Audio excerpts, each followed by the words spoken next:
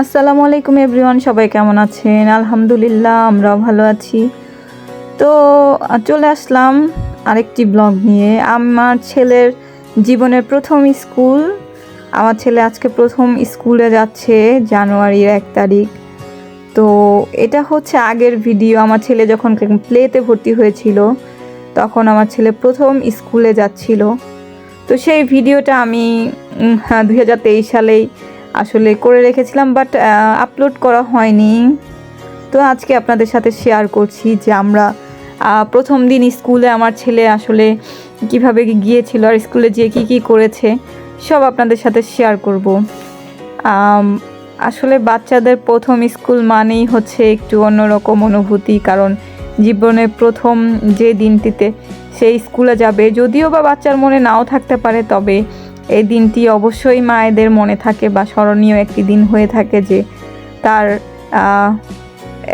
বাচ্চা প্রথম স্কুলে যাবে, স্কুলে পা রাখবে। তো তার ভবিষ্যৎ শুরু হবে এখান থেকেই।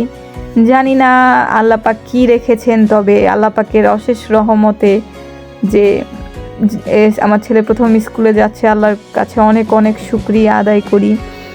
তো আল্লাহ পাক চাইলে হয়তো বা জীবনে ভালো কিছু হতে পারে, আর সব কিছুই ওনার হাতে, আসলে কি বলবো। তো আজকে এই দিনটি আমার ছেলের জন্য এবং আমার জন্য খুবই একটা এক্সাইটেড দিন ছিল।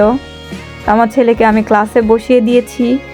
তো প্রথম স্কুলে ভর্তি হয়েছে, এই জন্য স্কুলের ইউনিফর্মও এখনও দেওয়া হয়নি বা আমরাও এখনও তৈরি করিনি। যখন দিবে তখন আমরা মানে স্কুল থেকেই নিব, সেটা এখনও দেওয়া হয়নি।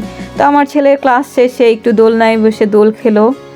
তো সাথে আরও মেয়েরা ছিল স্কুলের, তো সে একটু দোল খেলো।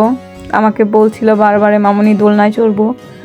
তো ওদের কাছে বসতে চাচ্ছিল না প্রথম অবস্থায় মেয়েদের সাথে, পরে আমি বসালাম, জোর করে বললাম যে বসো বাবা। তো বসলো, যাক ভালো। আমি বসতে চাচ্ছিল না, এক পর্যায়ে জোর জবরদস্তি ওকে বসানো হয়েছে। তো এখন বসে আর সে দোলনা থেকে উঠতে চাচ্ছিল না, সে বাসায় যাবে না। তারপরে সে এখানে একটা ঘোড়া ছিল, সেই ঘোড়া দিয়ে সে খেলছিল, দোল বারবার।